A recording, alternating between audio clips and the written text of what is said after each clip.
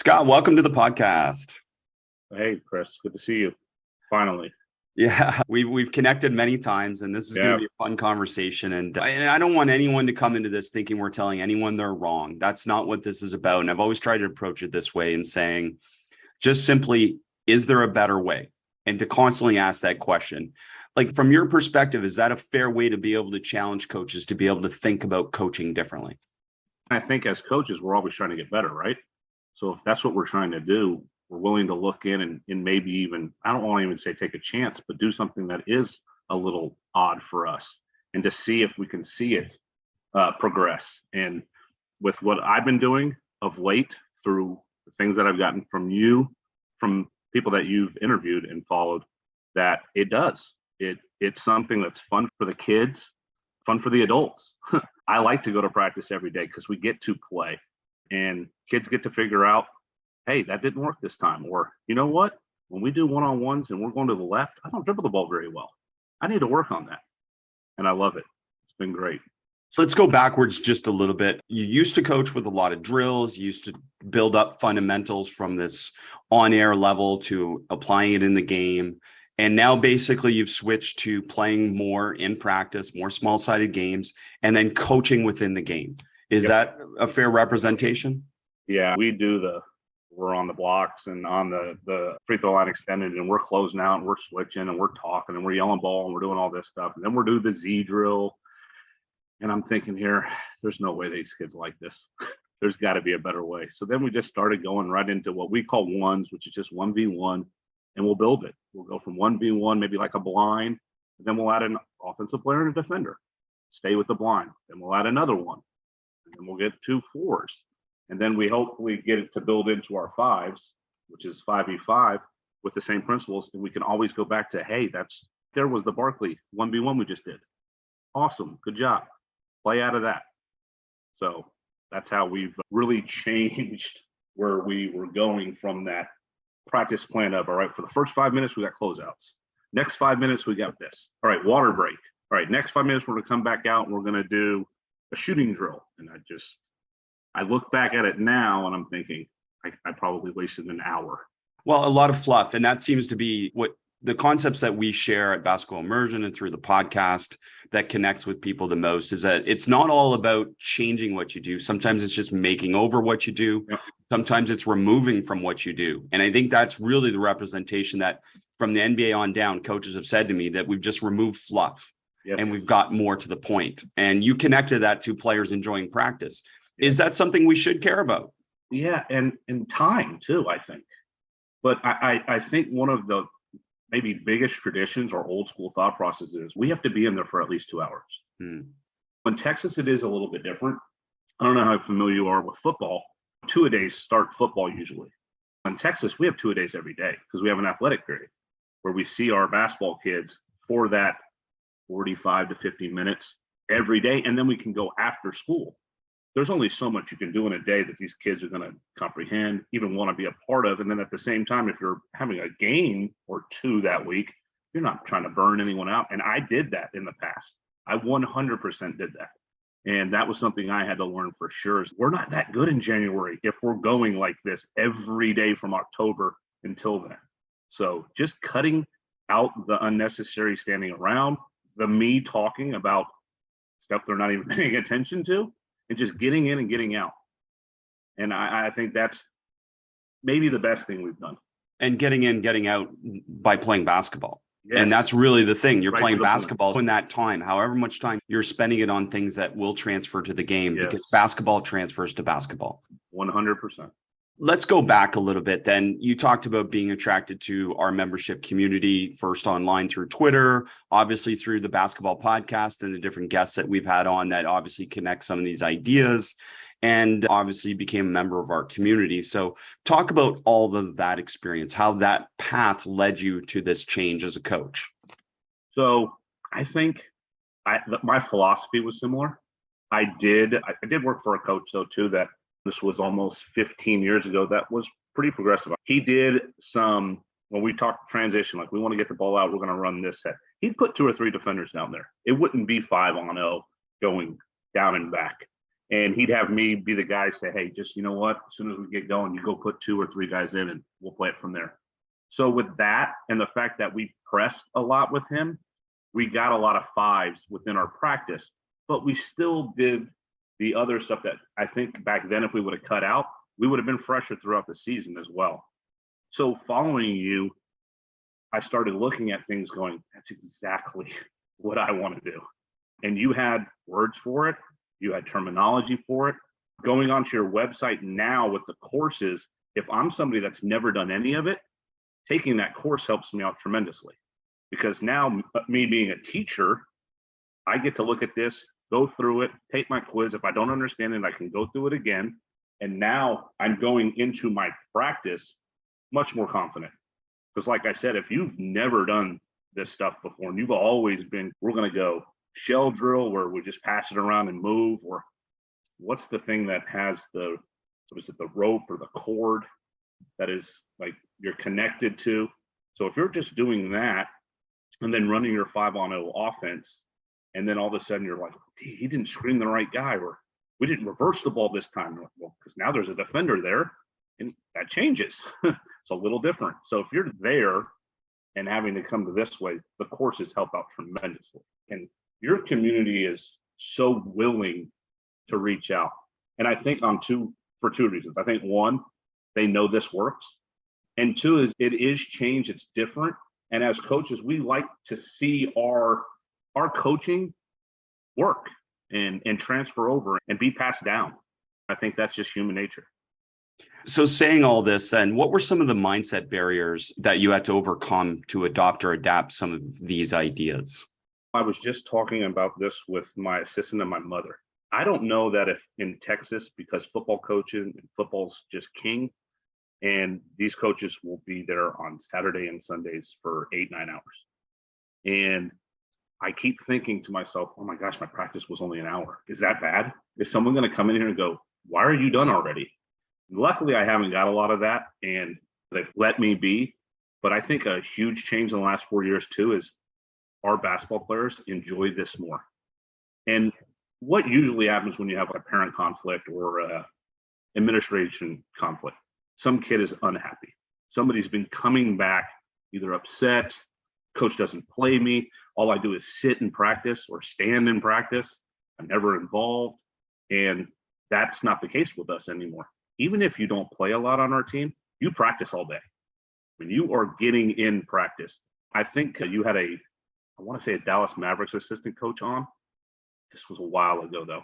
I think he talked about back in the day when if those guys didn't play, they went right back into the gym after the game that night and played 4s or 5s or 3s or whatever to get the conditioning and the playing. And I started thinking to myself, standing there isn't going to help my 3 or 4 guys that don't ever get in the game feel like they're a part of it. What good is that? Them just standing there and watching. They might as well be a coach with me.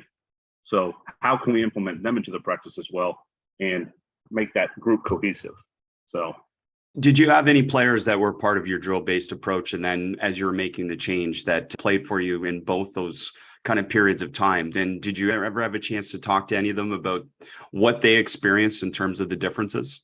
Yeah, so I talked to one, and he originally was with me, which was good. Now, junior highs for us are a little different too, because for some reason in our district, we only have one gym. So you got like 90 kids in there. It's crazy, and it doesn't go very long. So once they come to us as freshmen, now they're starting to really get the basketball. This is again 2-a-days, something a little bit different. But one of the kids I had that went on to play in college did go from me to back to a more traditional coach, and he would just jokingly just say, "We just don't play that much." And I think this goes to my son, but I think one of the maybe the worst things I've done with my son being around me and in practice, because both my kids just walk across the street and come into practice from their elementary school. And if we go and do something, or if he comes back from soccer practice, he'll go, "Dad, we just did these drills around these cones. It was so boring. I don't know why we don't play, Dad. Why don't we not play?" And that's just him being in the gym with me. And if a 9 and 10 and even a 6-year-old can figure that out, then I think that says a lot about what we're doing. So the argument goes, but they need the fundamentals to be able to play better. Yep. They need this base. And I challenge this is what is actually a fundamental. Yep. And we won't get into that too much, but what do you say like to your son when he says that and you go, oh, but wait a minute, you need to learn how to dribble around cones to be better at the game. That's not the case, is it? No. And I've even had them out when they're playing. If I go outside with them on the driveway and play, we'll do some like one-on-one stuff. And now my 6-year-old last year when he was 5 would just run with the ball, but I wasn't worried about that. And his brother didn't say, oh, you traveled, you did this. But at the same time, he hadn't put the ball on the floor yet, but he knew to spin. So he knew if Jackson cut him off, he would spin backwards. Now, he hasn't dribbled yet, but that's not what I'm worried about yet because he's 5. So the fact that he will shot fake and he'll jump and travel, but then he'll try to put the ball on the floor, and now he's starting to dribble it more and dribble it. We don't do cones. They play it live and adapt and figure. And then the other thing is about just being so used to, I did this forever and it's worked. We've won. And to challenge yourself to say, hey, is there something better? It's definitely difficult, but I think we all know that. Yeah, there's a lot of things that come up. First of all, even people calling this progressive, the research has existed for 30, 40 years. This isn't new stuff when we talk about block versus random practice or the reversal effect, et cetera. The second part that obviously you raise there is just a little bit of the resistance. Again, I'm not here to create disciples. We're not here to get you to do exactly what we do. We're just here to constantly ask, is there a better way? And especially relative to the experience of your players. Yeah. Is there a better way that they would enjoy practice more? And we know that because Scott, when you go play pickup, you're not starting with zigzags, 3-man weave, and shell drill. You're playing basketball right away because that's the fun that we all connect back to the game. Yeah. What's the point if you're not going to play? And if you're not going to have fun? I did get some pushback on that one time from my football players that come in with me.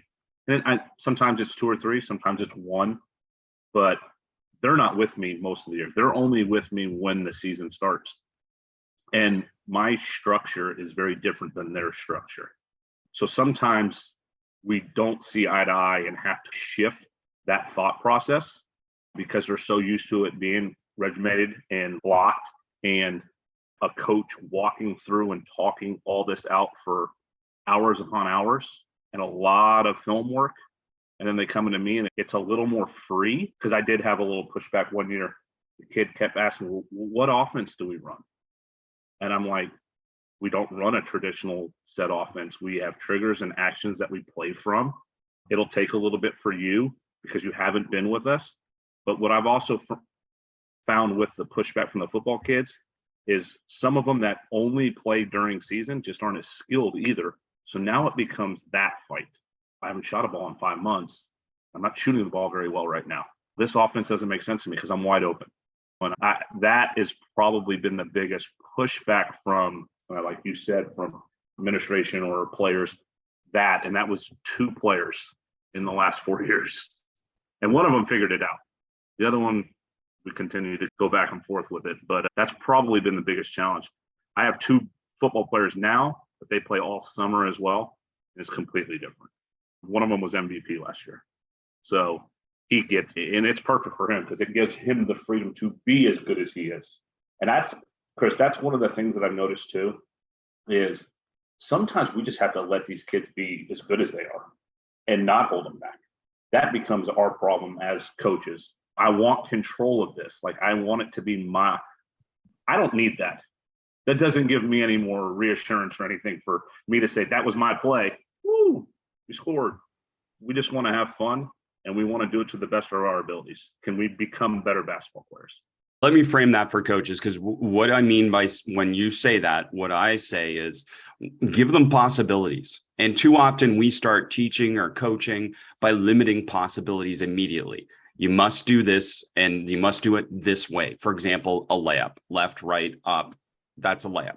If you're not doing that, you're not doing a proper layup. Well, why do they need to know how to do a proper layup? Isn't the point to shoot open layups? So to me, connecting the skill and decision immediately for them, even if they can't score, the decision is more important than the skill. Now, can they develop the skill? For sure. My daughters have never been taught a proper layup one time, but they can shoot layups. They can shoot wrong foot, right foot, inside, outside, one hand scoops, all this stuff. And it's all evolved naturally through the fact that now they have an opening. So they have to figure out how to shoot the ball at the rim. And that possibility where we give them possibilities first, and then what you reference is we can always take them away later if we need to get them to be able to play within our team concept. And what's been interesting is it just represents nonlinear pedagogy to a T. It's like what the one daughter learns at a certain age. I'm like, oh, at this point, my youngest, I say, hey, you should be able to do this too. But then obviously I always stop myself and say, no, she can do something else. She can do something else, but you can't do that yet. But you'll be able to do it. And they all follow their own path, especially when we give them freedom and possibilities. But they are equally adept, I believe, at their age in terms of what people would call traditional fundamentals without having ever been taught traditional fundamentals. It's like the whole video game thing with these kids. If you gave them a video game, they're not going to go to the instruction part of it and go through it. They're just going to play the game. And then they're going to die or fall off the cliff or do whatever and go right back and say, I can't do that this time. Now I've got to jump over here, or now I've got to push this button first. And they figure it out on their own. That's a great analogy. And that is 100% our philosophy of coaching, is to give them those possibilities and put them in situations where they have to figure things out. And then even that is the case is that, okay, if they can't figure it out with that video game example, sometimes they'll ask their friends. Sometimes they'll seek answers online. Sometimes they'll ask, obviously, an expert. That's our job as a coach, is more in that role of being a helper in their development rather than the key to their development. I brought this up. I'm glad you said that, Chris. I brought this up yesterday talking. I said, do you think that if they actually really enjoy being in the gym, that they won't go out on their own to try to work on some of those things? Because I think that if any basketball player that's starting out or that's younger, if they really enjoy it, they're going to work on it on their own somehow because they love to do it. Who's going to stop doing something they love? And that's why if we can create that environment, which that's why I think this does, and then putting the constraints on, hey, you know what? Now you got to use your left hand. You know what? Now you got to pass with one hand. And you know what? It's probably not going to look pretty at first, but that's why we're doing this. Let's have some fun.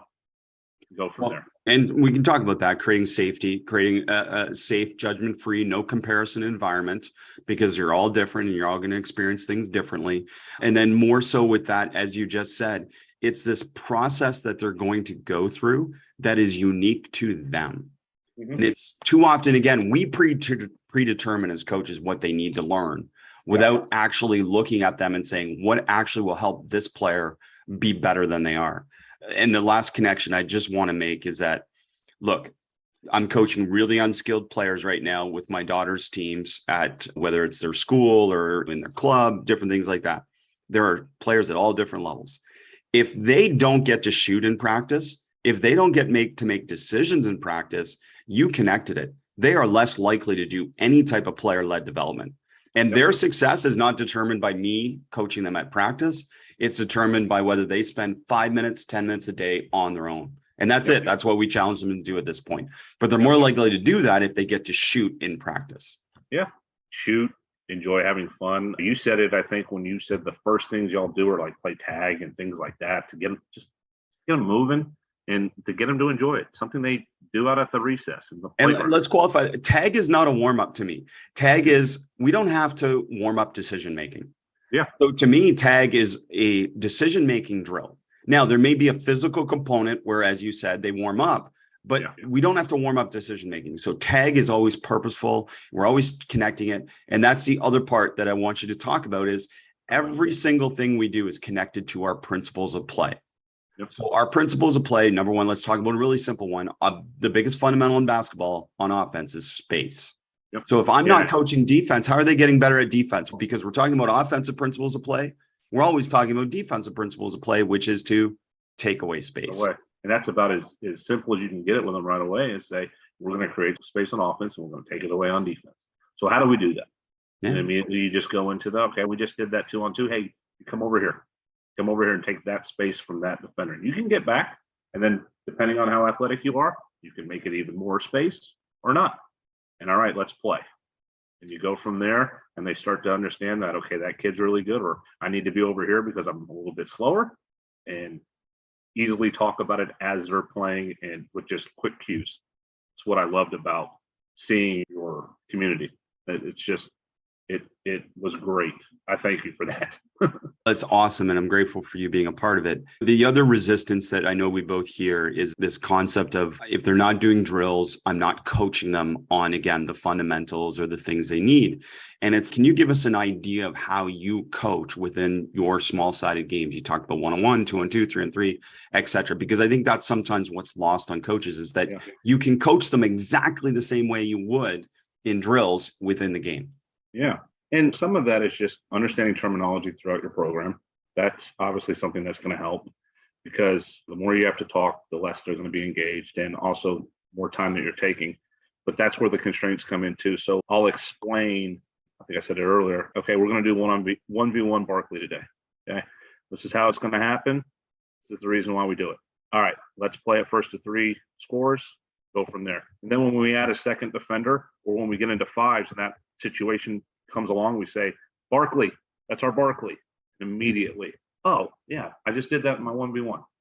And they play it out. Now, if for some reason, let's say they get to that point and he stops or picks up his dribble, or she picks up her dribble, we can easily say, all right, let's rewind. Let's do that again. Now keep your Barkley, play. And then just go from there. So I think that's the easiest way to do it.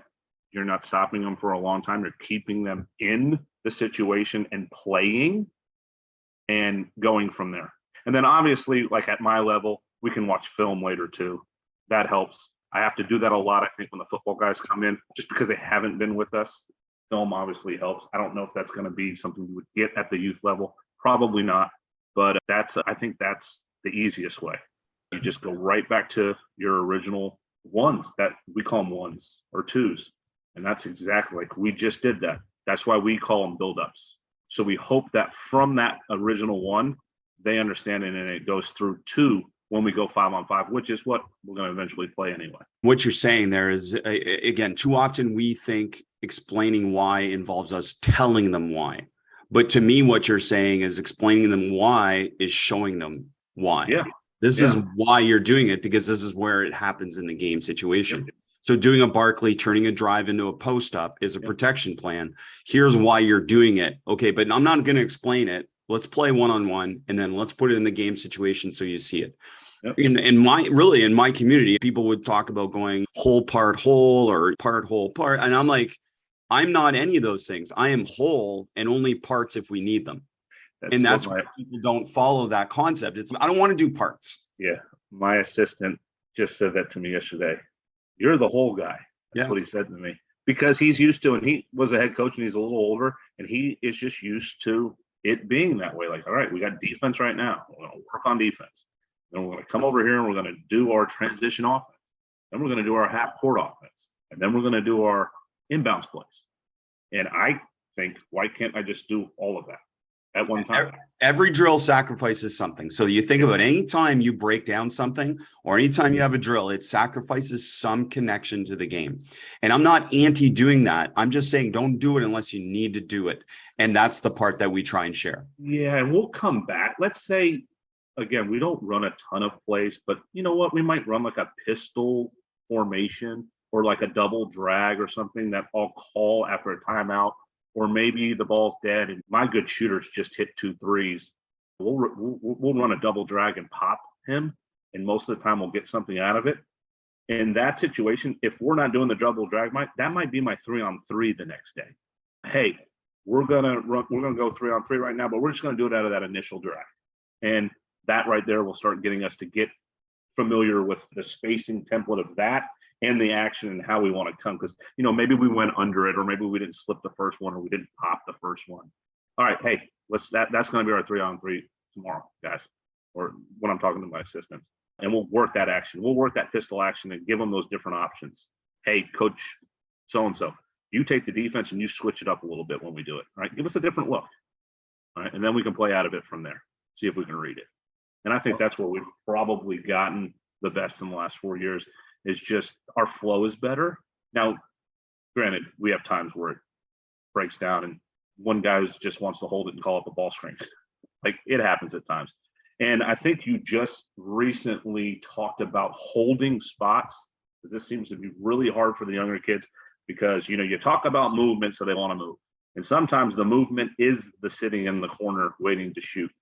And that is something that we've had to work on, had to talk and show, because sometimes they're not, coach, what do you mean? I was like, yeah, as soon as that ball screen came, you cut into it. You cut right into the roll. Here in this situation, that's where you just keep your defender away. That's your space. Oh, okay. So let's go through it again. All right, let's run that action again. And when we talk about a drill has its limitations, what doesn't have a limitation is offense versus defense, right? Because both sides of the ball are getting perceptual repetitions. And also, as a coach, you're getting a chance to coach both sides of the ball at the same time. This two-way coaching. So talk to us about that, because that was an adjustment, no doubt, that instead of coming into a practice and saying, okay, this is 100% a defensive drill, this is 100% an offensive drill. Now you've got to coach both at the same time. So can you talk to us about that? Yeah. And Chris, to be honest with you, I think if somebody still has that idea in their head that they have to have that, then point it that way. Just put emphasis. You know what? We did first three scores today, and I might run it out of a sideline like a slog, or I might just say, here's the ball and throw it and go, all right, play. We're going first to three scores. First to three scores. We're going to get up and down. We're going to take out. We're going to do everything we're doing. And we tend to press. I have to limit those some too, because I can't run my players into the ground. But you can also easily say, and we use kills as one of our defensive goals. We'll say first three stops. Whoever can get three stops first. And then that kind of gets us in the three-stop mode. Now, granted, that's in a game, it's three consecutive, but that right there gets us to understand that, hey, listen, right now, this is me getting this stop. And now I can point it to and say, if you get the stop and the score, that's double points. So now you're manipulating score, which is a constraint to be able to emphasize different things. Yes. But you also do that, you manipulate constraints to be able to emphasize different skills. And you've talked about that already, is the sense that we're not ignoring skills. We're just connecting skills while they're playing the game. And I've seen throughout my 22 years of coaching, kids that aren't as skilled that make great decisions. And they're able to play because of that. And when I say great decisions, that's not just necessarily offensively, that's defensively too. Know how to defend the ball, know how to read people. One of the things I get from my football guys a lot of times is the fact that they can see where that ball's going, and their burst and their quickness to see that is amazing. I joke around saying I had a great football player last year, and I'd say, you might steal the ball from him, but he's going to steal it right back in about 2 seconds. So be ready for that. And he just picked up, okay, I don't dribble as well, I don't shoot as well, but now I can cut. Now I can sprint the floor. Now I can space and screen. And it's amazing how it doesn't just have to be, that's an offensive thing. Decision-making is offensive thing. No, it's not. Not at all. We still have to make decisions on defense. And I think one of our bigger barriers is still trying to get them to communicate more, especially as kids. That's one of the bigger challenges, but we'll put emphasis on that. It could be, if you're a coach that really wants to rebound, anytime you're playing, I would put more emphasis on rebound. Now, I'm not saying you have to stop and do a 5-on-0 rebounding drill and box out the right way. Just say if they get an offensive rebound, that's a turnover, or that's extra points for them. They'll start paying attention to, we got to get this rebound or we lose this drill. And we always keep our wins. That's about the one stat we do in practice, just because I don't have the resources to do a whole lot of other things. In games, it's different, but in practices, right now we have a wins chart, and on Monday, our winners for the week get Gatorades. One of the things we do. So I want to connect this back for coaches too, in the sense that this doesn't mean you run conceptual free offense. It doesn't mean you press. I've run this type of practice with very structured teams that run sets, because at the college level, we had to get right to the point with our best players. And then I've run this very conceptual. It doesn't matter. This method of practicing applies to any system you want, right? Yeah. When I say press, we don't just pick up. We run a 2-2-1, and we have principles in it. Like we don't help up from the middle. We let the top guys do what they want. It's very scouting based. If the guard that gets the ball a lot of times, if we're playing somebody with a traditional point guard or a 4 or 5 that takes it out, if that guy doesn't dribble as well as that guard, we'll totally flip the way we press it. But we won't help up from the middle, and our teaser in the back will play it the way he wants to play it. But so it's not like we're not rolling the ball out. We're definitely still structured. And I always joke with the fact that we just extend it. We run your structured half-court defense and extend it full. But this point is important because too often I think coaches associate this style of practice, a games approach, constraint-led approach, with you just let them play. And that's not what we're saying at all. You can have incredible structure while you do this method. But you said, and I want to connect this, the benefit is that your players develop freedom within your structure to be able to make independent decisions and be independent performers, which ultimately strengthens your system. And I'm at the high school level. What is my job? My job isn't to win. My job is to make these guys better basketball players and better people. That's my job. This is the best way for that to happen. And I'm seeing it instantly. And I don't have to take credit in that. You have to hear my voice the entire time. And that's hard to believe if you really know me, because I do talk a lot. But in practice, I like to watch that. I like to see that.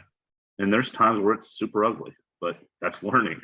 And as a byproduct, you are winning and you are having success. Yeah. And that's part of it. I want to get to some development stuff at some point. But before we get there, here's another thing is that a lot of coaches, when they watch Basketball Immersion clips or they join the community or they see me run in practice, they are often like, you stop it so much. And that becomes like, oh, I don't stop practice. I want to let them play. And it takes them by surprise. So I want to hear your thoughts on that initially. It takes them by surprise that I stop it so much to coach. Yeah. And I think I found it with us that some days I'm more willing to do that. And other days I'm more willing to say, hey, you know what? This has got to play out a little bit. This has got to go back to the freedom of them understanding it. But if your terminology through the program's good, you are coaching a lot during it, but it isn't stop 15 minutes of you talking and then, all right, let's go shoot now. Wait, whoa, hold on a second. I just talked for 15 minutes about all this different stuff, and we didn't even go back into what I actually was talking about. We just completely switched it. They're not going to remember that. So basically, I just talked for no reason.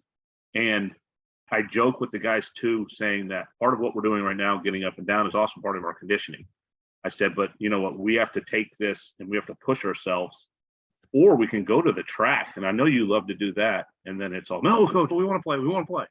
And I said, yeah, exactly. So take advantage of us being in here, getting up and down with a basketball instead of it just being like I used to do back in the day, sprints or go to the track to get in conditioning, which I think if I look back on anything, that might be the thing that's the craziest to me, to think that, why didn't I just condition with the basketball? It's not like we have endless amounts of time.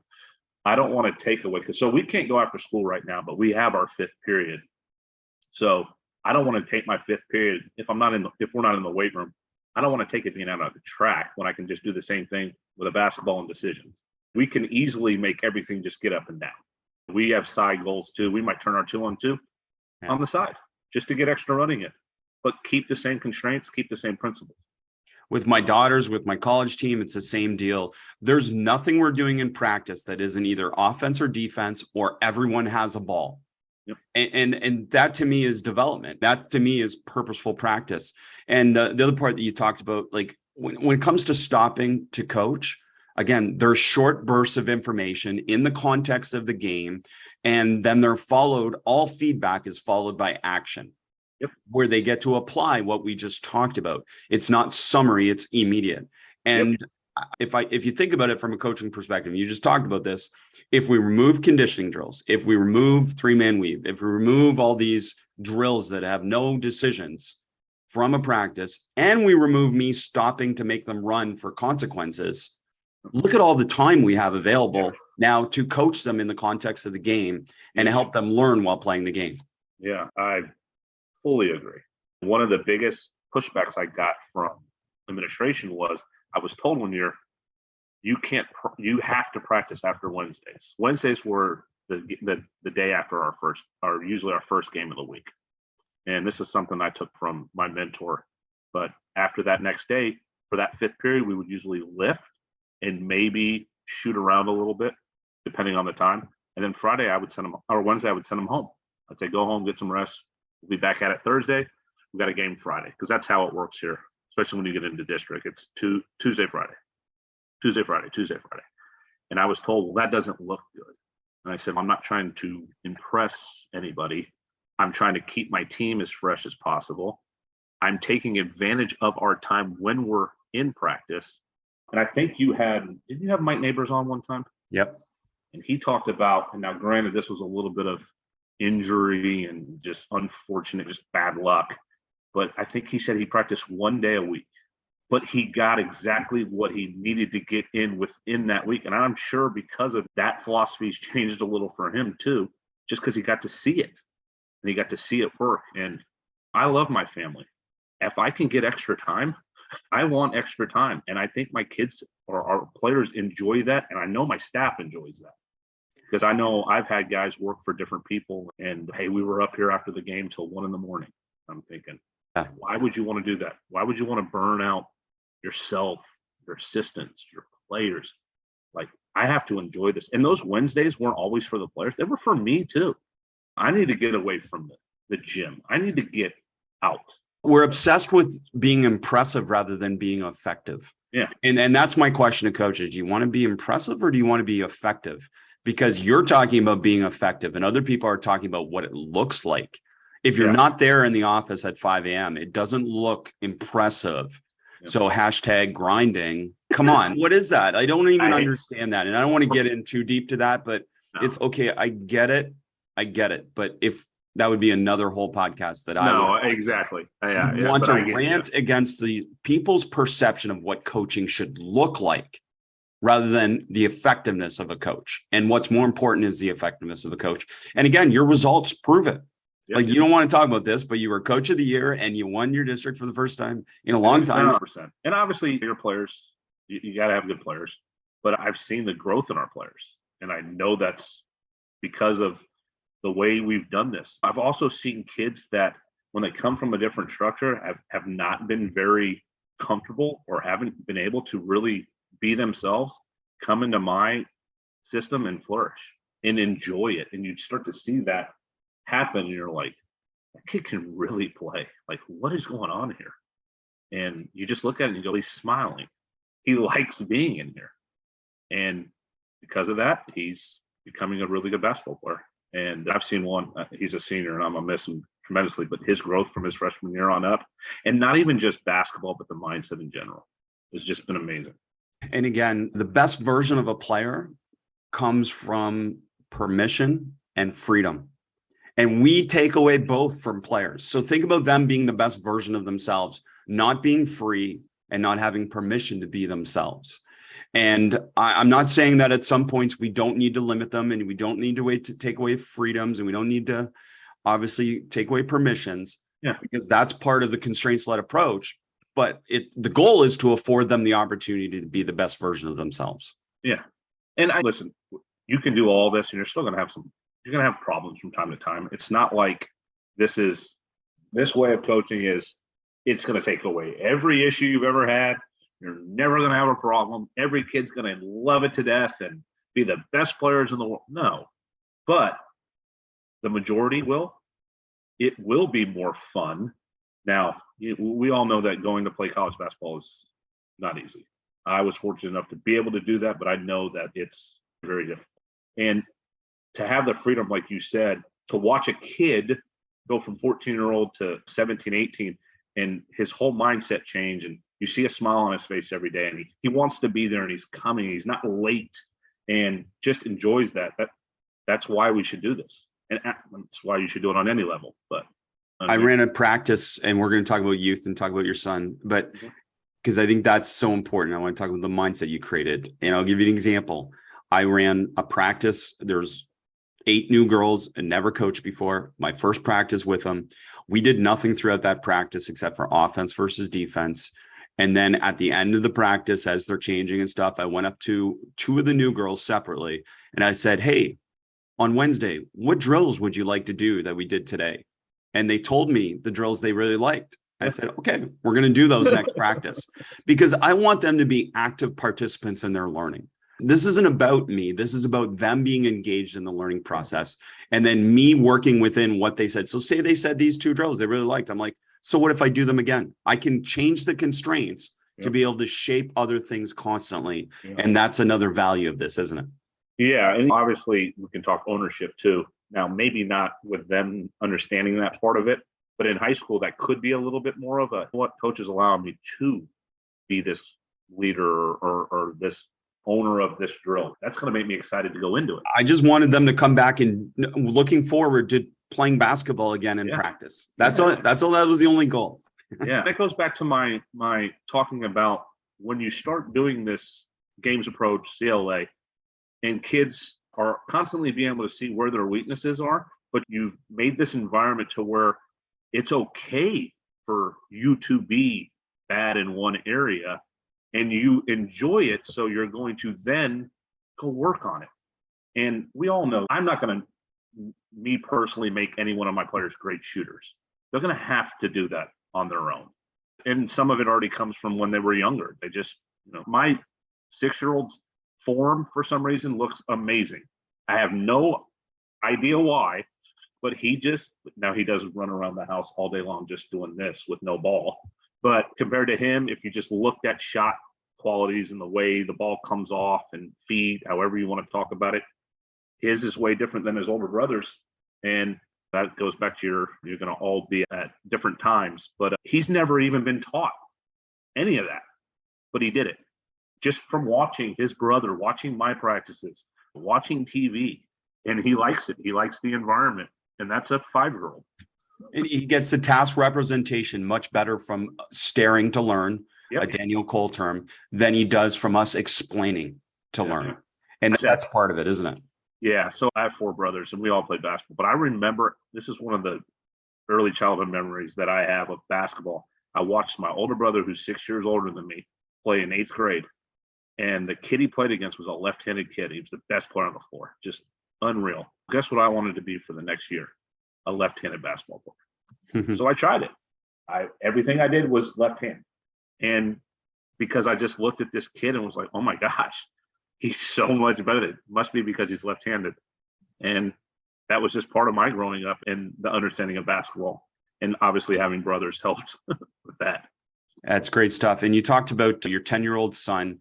One of the benefits of Basketball Immersion and the podcast and all the exposures to the games approach and constraints-led approach is that you now, with this, when we talk about development, but again, I don't think there's a difference. Like the way I coach college, the way I coach young kids, there's no difference in my practice, but we'll just qualify this and say we're talking about development. One of the benefits is that you create a development first mindset focused on improving kids' understanding of the game. Can you talk about how that has benefited? Well, I think if you're talking about a difference between the youth and then me at my level with the high school and yours with college, is maybe we can be a little bit more demanding, and maybe there's a little deeper voice at times. But other than that, the constraints and the drills, if we want to call them drills, are the same. We're still playing basketball within this framework. But I know that when we started off, I think I actually reached out to you at that point because I wasn't originally going to coach Jackson's team, but the coach kept asking me, can you do it? They'll love it. I've already seen you interact with them on the soccer field. I think they're going to enjoy it. I was like, okay, that's fine. I'll do it. I asked you about the 2-on-1 shooting right away. I'm like, let's do some shooting. But I know if we just put them on all these goals and go about this way, that's going to be interesting. Let's put them in this little small-sided shooting and let them go. They love that immediately. And then we went right into one-on-ones. And it was a struggle, but nobody got upset, just staying positive as can be. And then within that first practice, we had already gotten it to 2-on-2 and 3-on-3. And I think within maybe a week and a half, the first game was a little bit interesting because we only practiced one day. First game was feeling it out. The second game was night and day difference. I think we ended up winning, and we probably had 30 more possessions. We just had a tough time putting the ball in the basket. but they were having so much fun. High five and cheering, just like you could see it all over their faces. And the next practice, coach, are we going to do one-on-one again? We're going to do one-on-one again? I'm like, of course we are. Going to that, coach, can we go fives now? We go fives now? I go, that's going to be tough because there's only 8 of us. We'll figure it out. We'll play, trust. And they just, I remember my assistant coming to some of the games just going, oh my gosh, they have gotten so much better. I said, yeah, and they're just enjoying it. I think one constraint I put on, we went forwards and I said, okay, you get double the points if you get an assist. And if the point isn't assisted, then I might call it a turnover depending on how it happened. Because we had a couple of head down, not paying attention, dribbling. And I was like, all right, you know what? We're going to break this cycle. Sure enough, all I would have to say, head up. While we're head up, looking, we're sprinting floors, we're running lanes. And it was actually awesome. It was a good feeling because I wanted to see, because I wasn't sure if it would trickle down. I'm not going to lie. I'd never done it. I'd heard people talk about it. I'd heard you talk about it with your daughter, but I hadn't really seen it in the flesh. Let's talk about that. Let's talk about that, because that is another thing. How do you know it works? That is a question I get all the time. How do you know it works? And I'd love to hear your response. It's worked to me. Obviously, my record has been better. And like you said earlier, we did win district for the first time. We won our last 11 games. There was a different kind of struggle before that, but I noticed it just because the decisions that are being made on the floor, like the passes, the movement, the space.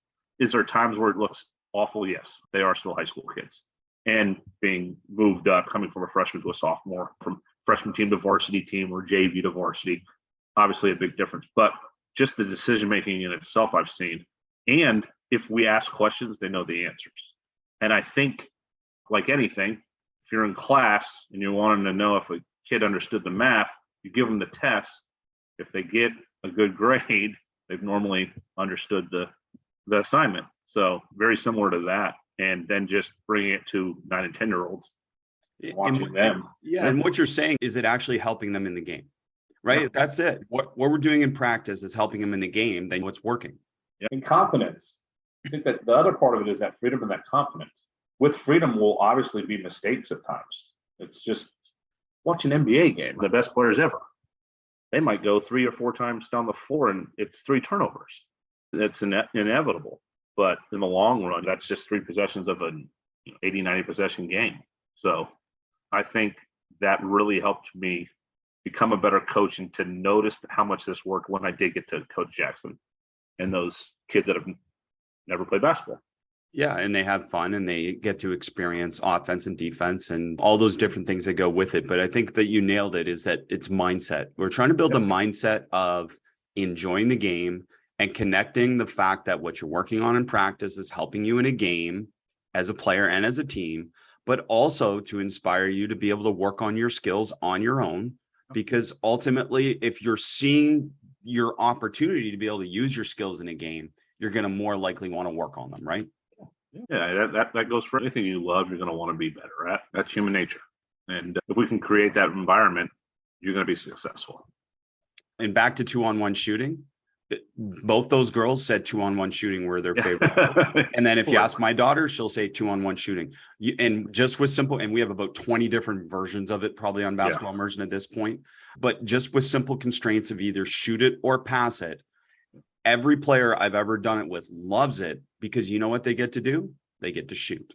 Shoot it, yeah. Shoot when you're open. And that transfers. And none of these girls could make shots consistently, but they are more likely to want to develop their basketball shot because they see the opportunity to shoot. Oh, wait, coach says you can shoot when you're open? Yeah. Oh, now I want to get better at shooting because I get to shoot.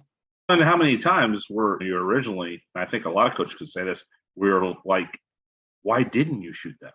Coach, you never taught me when to shoot it. You never gave me permission to shoot it. And we never practiced shooting against defense or shooting with a decision preceding a shot. Yep. That's why I didn't shoot it, coach. Exactly. We did warm-up layups or we stood in a line of 10 and shot the ball when the ball came to them. No, 100%. Scott, this has been a lot of fun to get your perspectives on both the high school and the youth development levels. And from what I'm gathering, Basketball Immersion has brought you great value and the investment has been worth it. 100%. I think if you're on the fence, I think giving it a shot and going through the courses, because it allows you to really test your knowledge, also see it in action and see it work. And the greatest thing too is when you put up videos of 2-on-1 shooting or 3-on-3 gets, you talk about it first, and then you have a video on the bottom. This is what we're trying to get out of it. Here's your video, watch it. If you, that's the ultimate way to learn. So I think anybody would get a lot out of this community. The website, the podcasts are amazing. You've had wonderful, I feel blessed beyond this world that I'm able to talk to you about it, because this has been something that I've been waiting on and wanting to do for a long, long time. And I appreciate it, Chris.